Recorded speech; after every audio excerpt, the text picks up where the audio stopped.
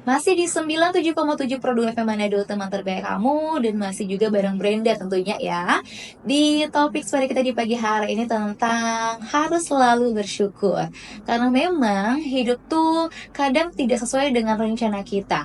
Ada kalanya mungkin kita merasa capek, kecewa, bahkan mungkin merasa nggak adil di tahun Pro 2. Tapi coba deh ingat kembali, meski segala sesuatu tuh atau segala hal yang mungkin nggak selalu berjalan dengan mulus di tahun berdua, tapi tetap kamu harus selalu ya bersyukur karena semua yang terjadi baik dan buruknya pasti ada alasan dan tentunya pasti ada perjalanan yang bisa kita ambil. Dan mungkin sekarang lagi ada hal yang bikin hati kamu tuh nggak tenang di tahun berdua atau lagi ngerasa jauh mungkin dari harapan kalian, tapi percaya deh itu semua cuma sementara.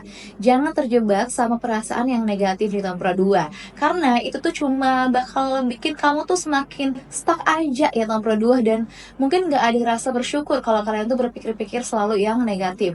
Jadi coba kamu lihat sekeliling kamu, mungkin ada banyak hal yang bisa kalian syukurin di tahun Pro 2, mulai dari keluarga yang selalu ada teman-teman juga yang selalu support kamu, atau bahkan kesempatan buat belajar dan berkembang juga ya kan. Jadi jangan hanya fokus sama hal yang belum kamu capai di tahun Pro 2, tapi lihat apa yang udah kamu raih dan nikmati aja ya kan.